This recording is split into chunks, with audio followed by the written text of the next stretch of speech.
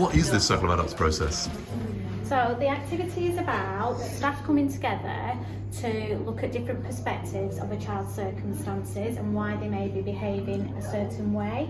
A group of staff in a school or professionals coming together to solve a problem that they may have with a child in the school, or a group of children within the school. It could be a cohort of children.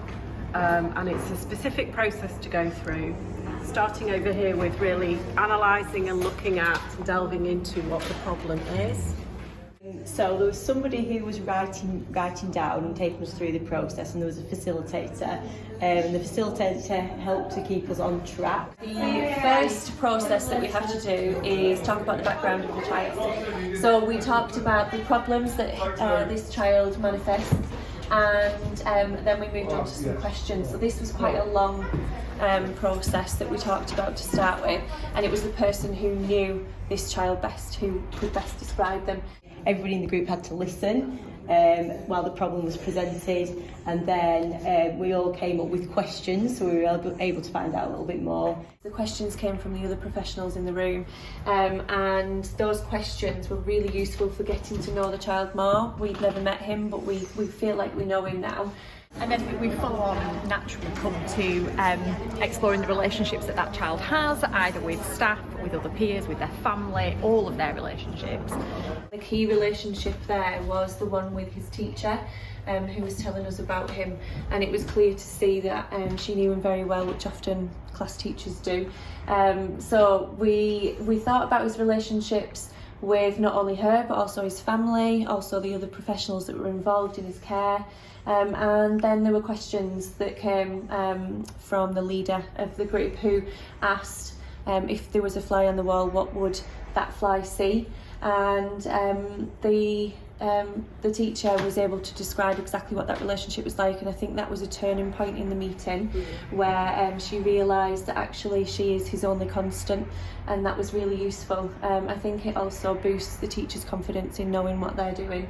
We then moved on to the organisational factors of what's going on practically with right now. So we talked about here everything that's going on that's helping him and everything that's going on that hinders him, which I found really useful because it really narrows down what we can do to help and what needs to stop. And we follow it through into the factors and the systemic things that are already in place in terms of what helps and what actually hinders, and the hindering is quite often things that then lead on to help us to look at the next sections. We've got the voice of the child, coming from what we think the voice of the child will be, so we're stepping into the role of the child and understanding how they may be feeling at this point. So somebody took on the role of the child and thought about how that child might actually be feeling, which helps us to keep really focused.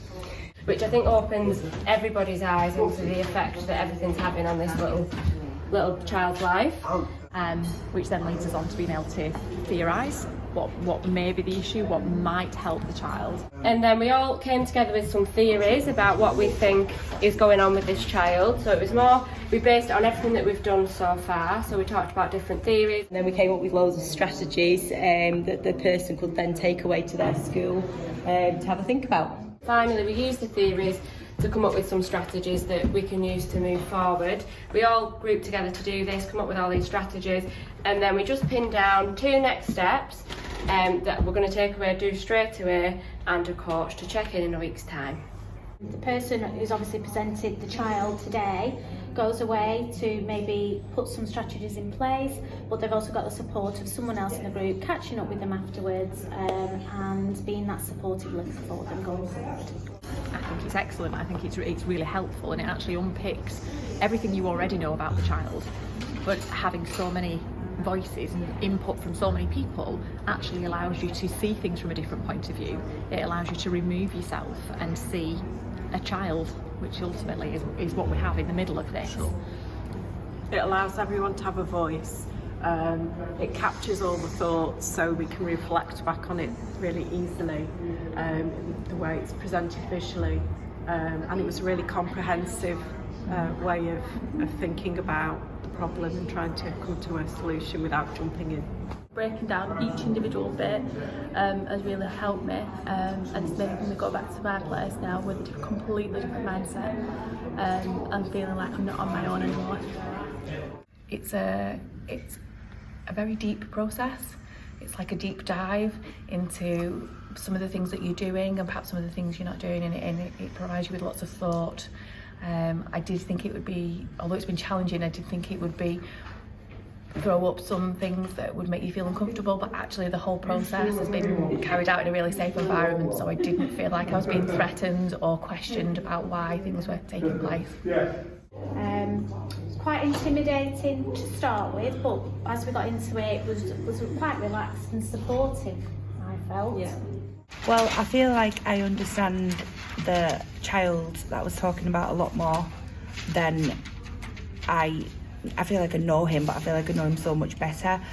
I've learned that you really need to think about the whole picture rather than just focusing on the negative behaviour.